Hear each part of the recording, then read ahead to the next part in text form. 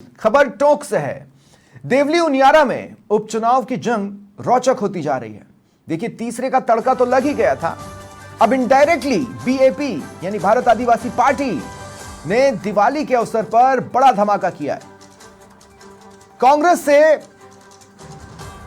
गुस्सा होकर निर्दलीय मैदान में ताल ठोकने वाले नरेश मीणा को बीएपी ने समर्थन देने का ऐलान कर दिया है। बता दें, नरेश मीणा ने उपचुनावों में निर्दलीय के रूप में नामांकन भर कांग्रेस और भाजपा के माथे पर चिंता की लकीरें खींच रखी हैं। और सहयोगी अजय कुमार जैन इस वक्त मेरे साथ फोन लाइन पर जुड़ रहे हैं। अजय कुमार, इस संबंध में जमीन पर क्या दिख रहा है? क्या बीएपी की इतनी जमीन है कि वो नरेश मीणा को सपोर्ट कर पाए?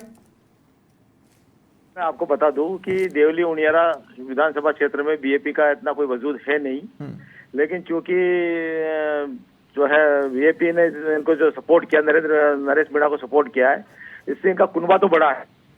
चुनाव में थोड़ी रोचकता आई है और उससे एक माहौल सा बनना लग रहा है। अब देखना ये अभी तो इन्होंने आज सपोर्ट किया है कि धरातल पर की क्या स्थिति हो पाती है। हालांकि धरातल क्या बीएपी के किसी स्थानीय चेहरे ने या नरेश मीणा से मिलने की कोशिश की है, या नरेश मीणा स्थानीय किसी बीएपी के लीडर से मिले? इंटरनल इनका जो बीजेपी और कांग्रेस से जो असंतुष्ट लोग हैं उनसे इनका मिलना बराबर जारी है और ये संपर्क बनाए हुए हैं। जी ठीक है अजय, बहुत बहुत शुक्रिया आपका हमारे साथ जुड़ने के लिए। सहयोगी लीलाधर न्यूज रूम से मेरे साथ जुड़ रहे हैं, जो आपको इस लेटर के बारे में और भी विस्तृत जानकारी देंगे। लीलाधर, कांग्रेस के लिए एक तरह से ये परेशानी का सबब बन सकता है। बिल्कुल स्वप्निल, आपने बिल्कुल कहा, ये दिवाली का बहुत बड़ा धमाका देखा जा रहा है। जिस प्रकार से आतिशबाजी हो रही है, इस प्रकार से उपचुनाव के अंदर ये तीसरे मोर्चे की ओर से आतिशबाजी देखी जा रही है। जहाँ तक निर्दलीय उम्मीदवार के रूप में नरेश मीणा खड़े हुए थे, अब उनको बाप पार्टी का समर्थन मिल गया है। उसका एक लेटर भी जारी किया गया, आप स्क्रीन पर आप देख सकते हैं। और जहाँ तक बात करें, अभी हमने जो फ़ोनो कराया था मोहनलाल रोहत का भी उनसे बात की गई थी, उनसे बताया गया था।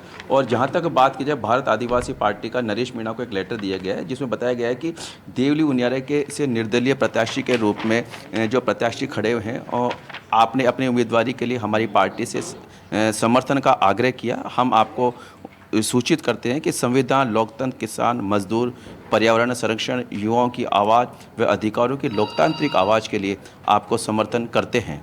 उम्मीद है आप ऐतिहासिक जीत दर्ज करें, क्षेत्र के दलित, आदिवासी, पिछड़ों, मजदूरों की आवाज़ बुलंद करेंगे। वे लोकतांत्रिक अधिकारी सामाजिकता, समानता, न्याय और विकास की दिशा में दृढ़ रहेंगे। आप प्रकृति पूर्वक आदिवासी समुदाय के बीच। लेटर के लिहाज से नरेश मीणा ने बीएपी को संपर्क किया कि भैया आप हमें समर्थन दो। इस लेटर के हिसाब से तो यही है। बिल्कुल सपना आपने कही कहा कि इस लेटर के हिसाब से ऐसा लग रहा है कि नरेश मीणा ने समर्थन के लिए जो बाप पार्टी है उसे संपर्क किया है। तो ऐसे में अब कांग्रेस की मुसीबतें बढ़ते हुए देखी जा रही है, क्योंकि कांग्रेस की रणनीतिक भूल इसे हम कह सकते हैं, इस लिहाज से कि पहले तो आप नरेश मीणा को शांत कर बिठा नहीं पाए, दूसरा ये कि अब उसने अपने समर्थन का दायरा बढ़ा लिया है, और तीसरा ये कि आप उस पर डिसिप्लिनरी एक्शन भी नहीं ले रहे हो। बिल्कुल स्वप्निल, आप बिल्कुल सही कहा। जैसा अनुशासन समिति की बात की जाए, कांग्रेस के द्वारा हमेशा अनुशासन समिति की बात की जाती है, लेकिन यहाँ अनुशासन समिति फेल होती नजर आ रही है। जहाँ तक प्रदेश अध्यक्ष गोविंद सिंह डोटासरा ने टिकट वितरण का कार्य किया था, नरेश मीणा इसी तरह पार्टी में आए थे और पार्टी में कार्य किए उन्होंने किया था और देवली उनियारा से टिकट मांग रहे थे।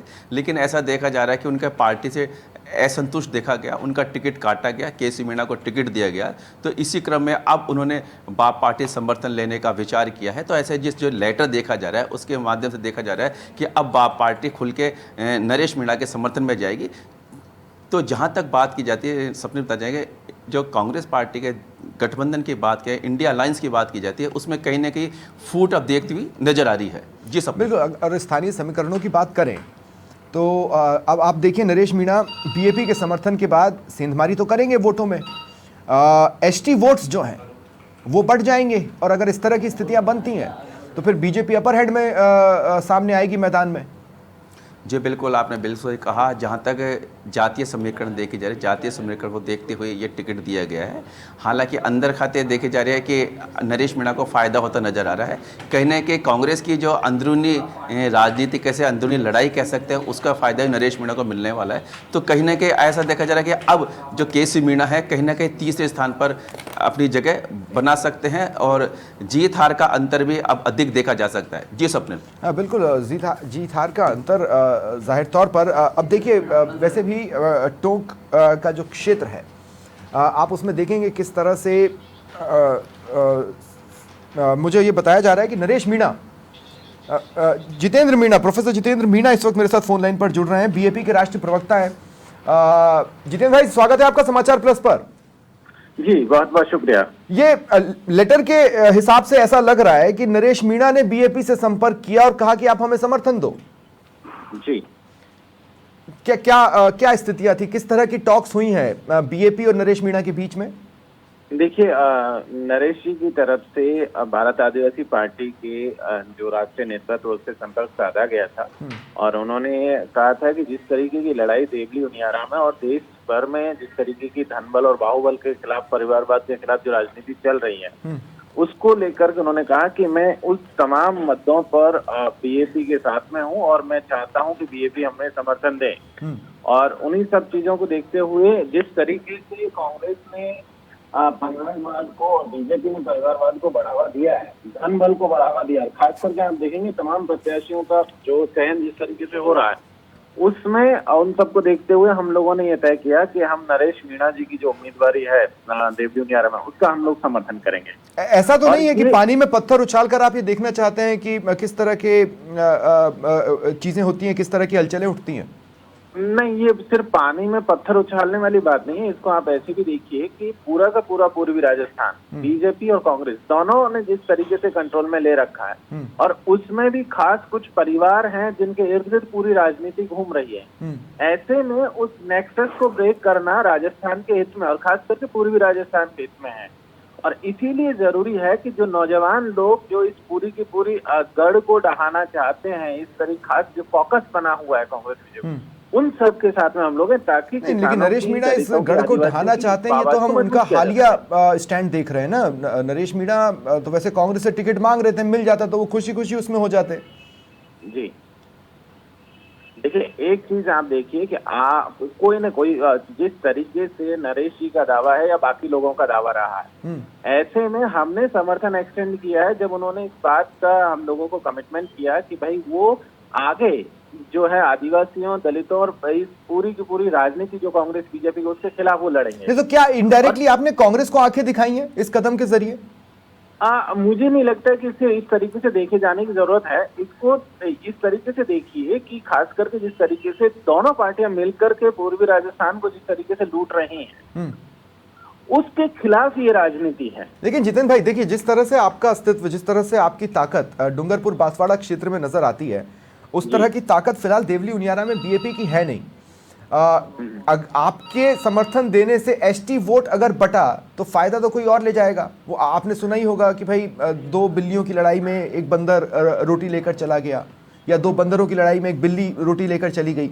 आपकी प्रेजेंस ये कर देगी। ये बहुत आम सी बात है, जो अक्सर ये नोशन में लाया जाता है। ये कहा जाता है कि अक्सर जब भी कोई तीसरा धड़ा सामने आने की कोशिश करता है, तो जो इस्टेब्लिश पार्टियां वो इस आइडिया को लेकर के आती है और लोगों के जहन में जो है आइडिया डालने की कोशिश करती है कि ये तो इस तरीके से हो जाएगा, वो वैसे हो जाएगा। किसी भी डेमोक्रेटिक प्रोसेस में किसी भी पार्टी को, देखिए, हमने ये जिम्मेदारी नहीं दिया कि कांग्रेस जीतेगी या हारेगी। हमारी जिम्मेदारी ये है कि हम कैसे अपने लोगों के इंटरेस्ट को प्रोटेक्ट कर सकते हैं, कैसे हमारे डेमोक्रेटिक जो नहीं। लेकिन लोकसभा में आपका स्टैंड था कि किसी भी हालत में बीजेपी को रोकना है।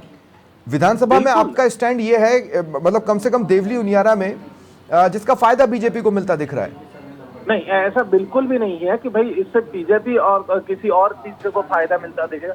हमारा जो लक्ष्य है वो बीजेपी को हराना तो है ही है, ये तो एकदम क्लियर है। लेकिन हमारा ये भी लक्ष्य है कि जिस तरीके से हम लोग जो है जो आवाज है, जनता की जो आवाज है, उसको पहुंचा सके, नौजवान है उसकी आवाज को पहुंचा सके, वो हमारा मेन टारगेट है। ये जो नरेश मीणा है, ये बीएपी में शामिल होंगे क्या आने वाले समय में?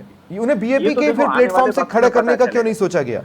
अभी वो तो चीजें आने वाले वक्त में पता चलेंगी, लेकिन अभी जो सिचुएशन है उसमें उन्होंने जो है हमसे समर्थन की जो है अपील की थी और हमने उनको अपना समर्थन एक्सटेंड किया है। ठीक है, बहुत बहुत शुक्रिया जितेंद्र भाई हमारे साथ जुड़ने के लिए।